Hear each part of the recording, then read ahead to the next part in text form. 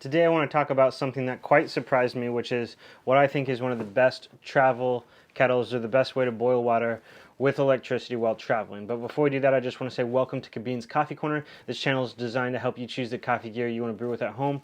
Please like and subscribe. That helps me produce more content. And if you're looking at picking up any of these things, please use the link below. I'll make a slight commission at no extra charge to you. So recently I had my travel kettle break down. And it was no longer heating up the way that it was supposed to.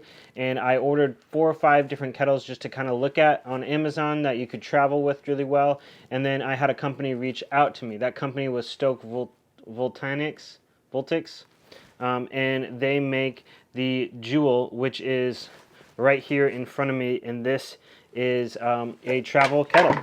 We're going to go over the features of this kettle and why I think this is actually one of the best kettles that I've ever used, which shocked me. I was not expecting them to say that. They don't know that I'm saying that, and they had no say in this, and I was not compensated with it outside of the fact they did send me this for free.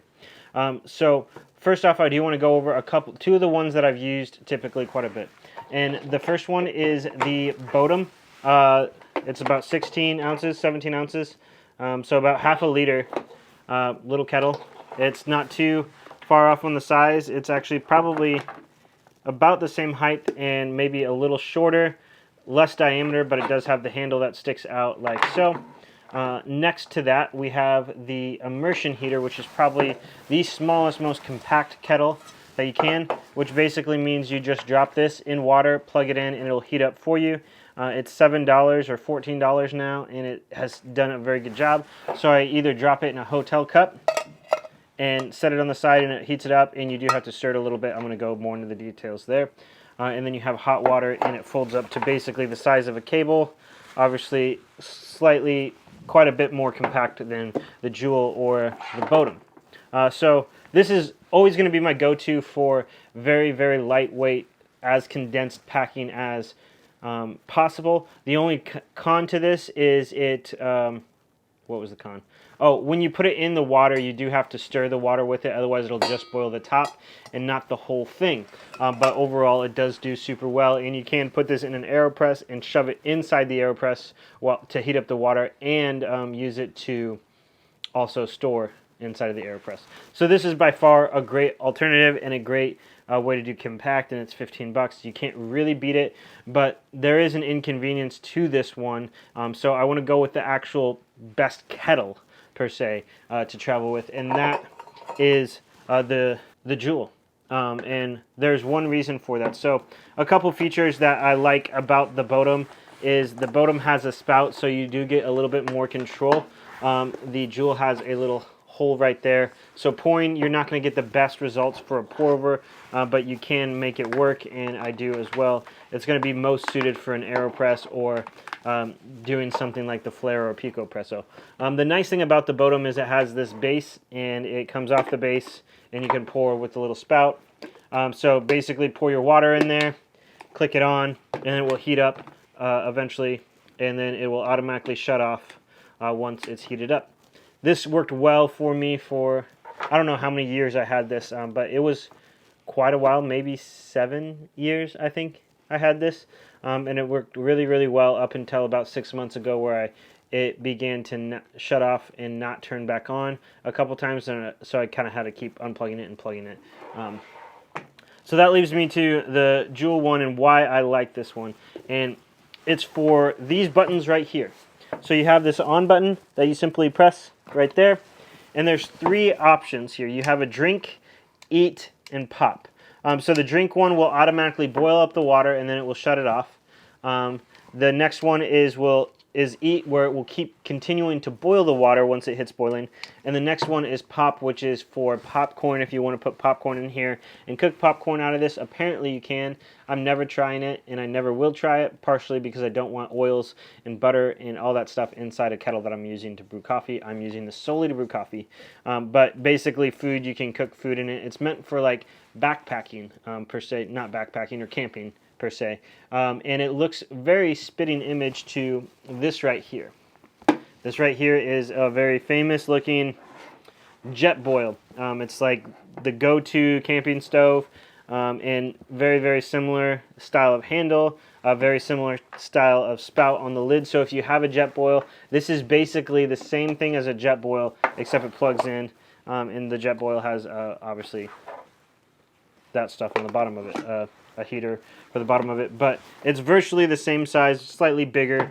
The only difference is you take this cable here, you plug it into the side. Right here, there's a little spot here, and you plug it in the wall, and this boils your water rather than using the gas that comes with a jet boil that you can buy for a jet boil.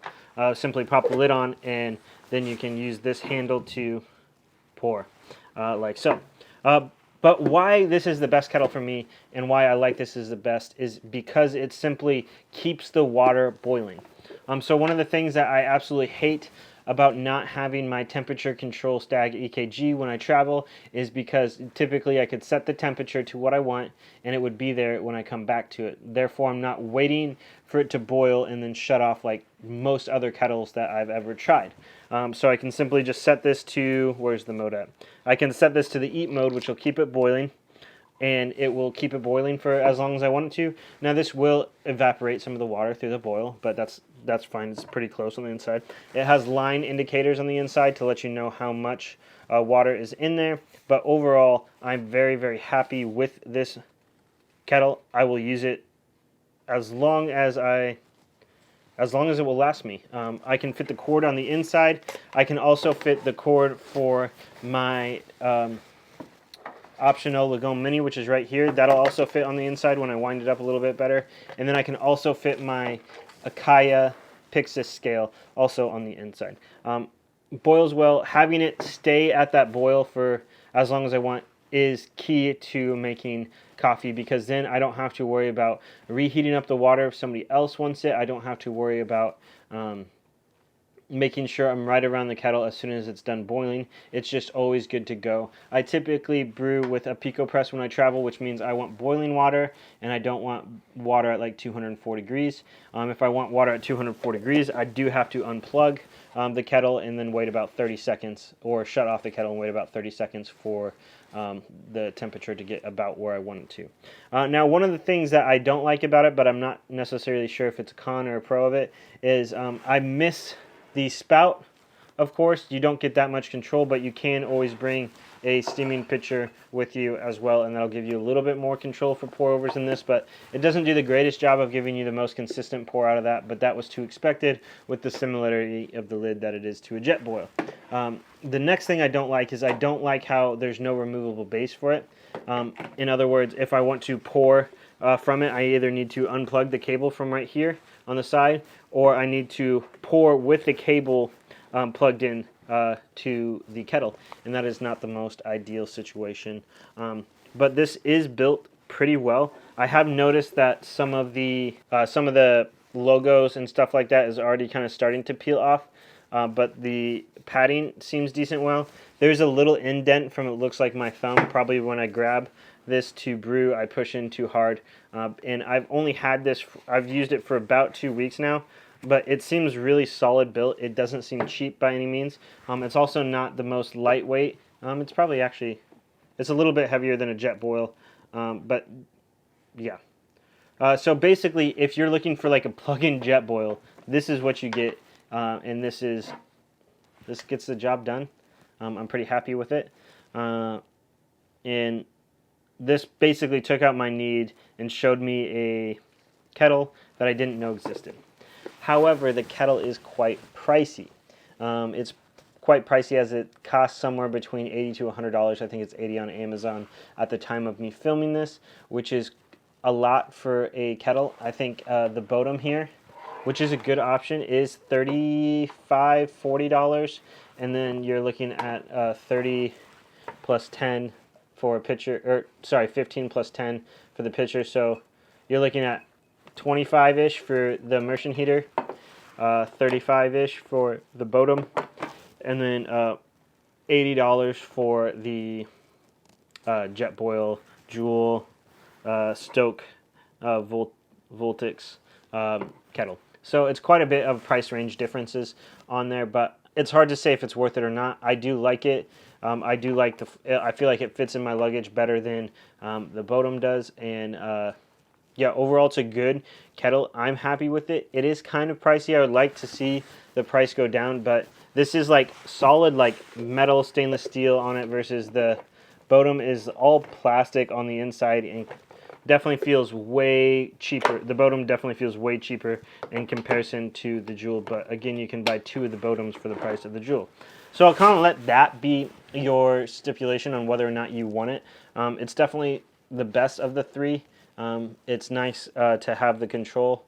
It's nice to leave it boiling. I do miss the spout, and I do miss being able to like lift it off the base, and like if you have it plugged into the wall and you're brewing like at an island or something, kitchen island or something, you're gonna miss that a little bit. But overall, great kettle. If you have any questions, please let me know in the comments below. I plan on continuing to use this anytime I travel. So if you have a question about the longevity of it, just ask me in the comments below, and then I'll do my best to respond to it and let you know if it's still heating up well, still working well, and I'll let you know the current condition of it. But overall, it's going to be hard to find a kettle that is better than this one, in my opinion.